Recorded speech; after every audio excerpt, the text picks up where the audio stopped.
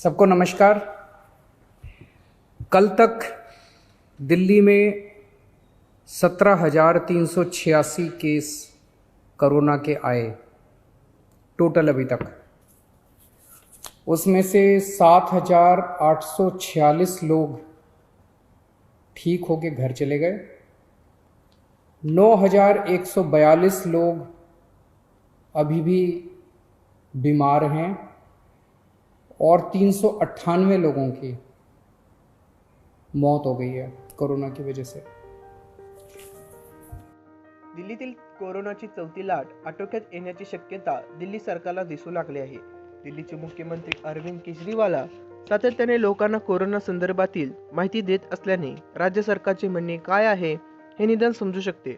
कोरोनामुळे मुख्यमंत्र्यांचा हा संवाद बहुतांश वेळेतर्फी एकतर्फी असल्याने मुद्द्यावर प्रसारमाध्यमांना तातडीने स्पष्टीकरण मिळत नाही।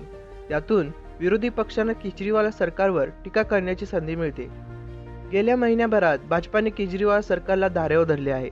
दिल्ली उच्च न्यायालयाने सर्वोच्च न्यायालयात दिल्लीतील प्राणवायू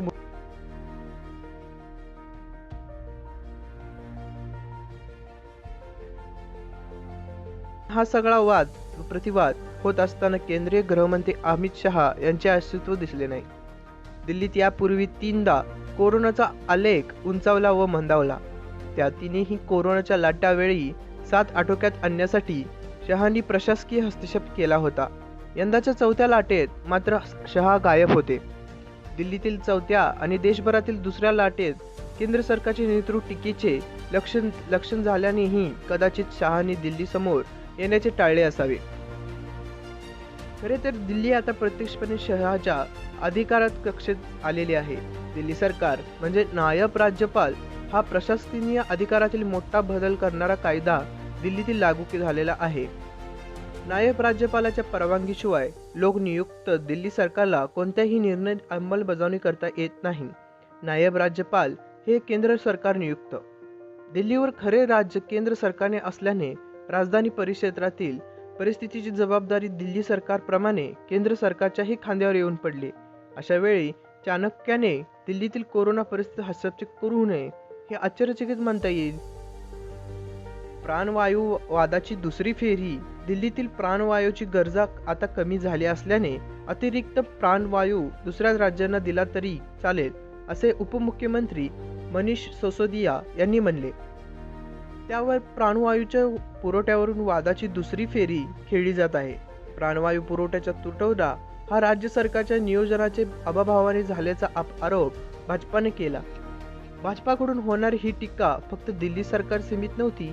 दिल्लीतील प्राणवायू पुरवठ्याचा मुद्दा अधिक चर्चेत गेला कारण न्यायालयाने केंद्र आणि राज्य या दोन्ही सरकारांना जबाबदार धरले। न्यायालयामध्ये केंद्राच्या वतीने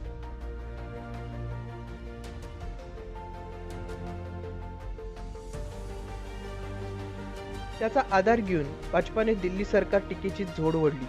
भाजपाच्या नेत्याने म्हणणे दिल्ली सरकारने प्राणवायू वाचूच्या गरजेसंदर्भात न्यायालयात केलेले दावे निकालास खोटे होते। दिल्ली सरकारने 700 मेट्रिक टन प्राणवायूची गरज असल्याने सांगितले। मग आता कोरोनाचे रुग्ण वाढल्यावर प्राणवायूची मागणी कमी कशी झाली? केंद्र सरकारने आधीच न्यायालयामध्ये स्पष्ट केले होतं की दिल्लीची गरज सुमारे 700 मेट्रिक टन नाहीच तर सुमारे 500 ते 550 टन इतकीच आहे।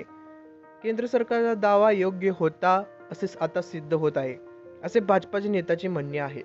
भाजप नेत्यांना टीका करण्याची संधी सिसोदिया यांनी मिळवून दिली। दिल्ली सरकारची प्राणवायूची गरज सुमारे 580 मेट्रिक टन इतकीच असून शिल्लक व प्राणवायू अन्य राज्यांना दिला जावा व दिल्लीसाठी हरियाणा उत्तर प्रदेश राज्यांनी राखीव ठेवावा असे दिल्ली सरकारचे म्हणणे आहे। दिल्लीत एप्रिलच्या दुसऱ्या आठवड्यापासून कोरोनाच्या ताज्या तडाख्यावर हाहाकार माजवला। दिल्लीतील 2 मोठ्या रुग्णालयांमध्ये प्राणवायूच्या कमतरतेमुळे रुग्णांचा मृत्यू झाला। प्राणवायू सिलेंडरची साठमारी सुरू होती। रुग्णांना उपचारासाठी खाटा उपलब्ध नव्हत्या म्हणून रुग्णाला दाखल करून घेऊ शकत नव्हते। रुग्णांचे उपचार अभावी मोटारी रिक्षांमध्ये रुग्णवाहिक मृत्यू झाले। दैनंदिन रुग्णवाढीत आणि मृत्यू दोन्हीही झपाट्याने वाढत होता। दिल्लीत इतकी आनंदगोळी होती की दिल्ली उच्च न्यायालय आणि नंतर सर्वोच्च न्यायालयाला हस्तक्षेप करावा लागला। दिल्ली उच्च न्यायालयातील सुनावणी दरम्यान दिल्ली सरकारने 700 मेट्रिक टन वायूची मागणी असून केंद्र सरकारने फक्त 500 ते 550 मेट्रिक टन प्राणवायूचा पुरवठा होत असल्याचा आरोप केला गेला. त्यासाठी न्यायालय अन्य राज्याकडून होत असलेल्या प्राणवायू पुरवठ्याची आकडेवारी सादर केली आणि दखल सर्वोच्च न्यायालयात घेण्यात आली होती.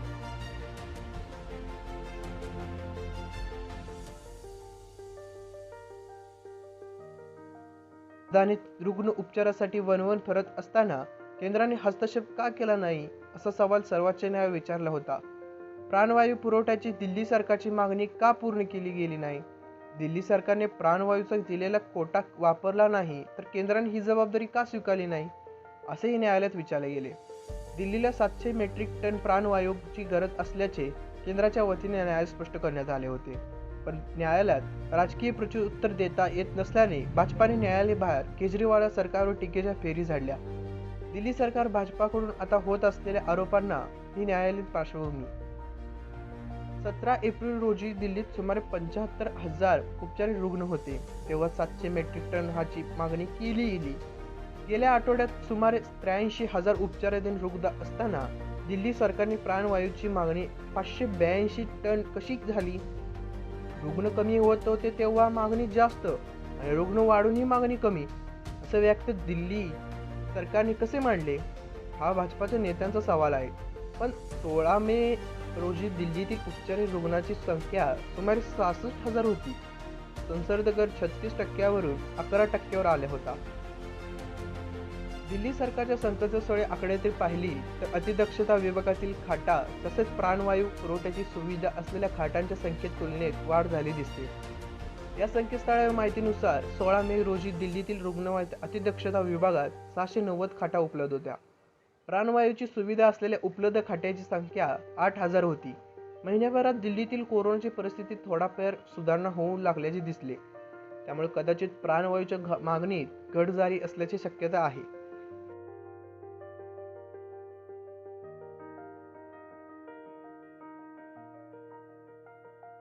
28,000 कोरोनाबाधित होते. दैनंदिन रुग्णसंख्या कमी होत असली तरी गेल्या वर्षी नोव्हेंबर-डिसेंबर दिल्लीत असलेल्या तिसऱ्या लाटेत दैनंदिन रुग्णसंख्या 8,000ची वाढत होती. म्हणजे आता दिल्लीने तिसऱ्या लाटेतील शिखर गाठले. संसर्ग दर 36% 11% खाली आला. गेल्या 6 दिवसांमध्ये हा दर 19.20% 11.32% आला. अर्थात संसर्ग दर 5% वा त्यापेक्षा अधिक होण्याचे असल्याचे केंद्रीय आरोग्य विभागाचे म्हणणे आहे. महिन्याभराच्या निर्णयानंतर दिल्ली सरकारने सावध पावले उचलायला लागले असल्याचे दिल्लीत आले. दिल्लीतील टाळेबंदी आणखी 1 आठवड्याने वाढवण्यात आली. कोरोना संदर्भातील एकात्मिक नियंत्रण कक्ष सुरू करण्यात आला. त्याद्वारे दिल्ली सरकारला रुग्णालयात प्राणवायू आणि लसीकरणाची एकत्र अद्ययावत माहिती उपलब्ध मिळू शकले. प्राणवायू समस्याही सोडवण्याचा प्रयत्न केला. मोठ्या रुग्णालयांमध्ये प्राणवायू उत्पादक संयंत्रे बसवण्यात आली.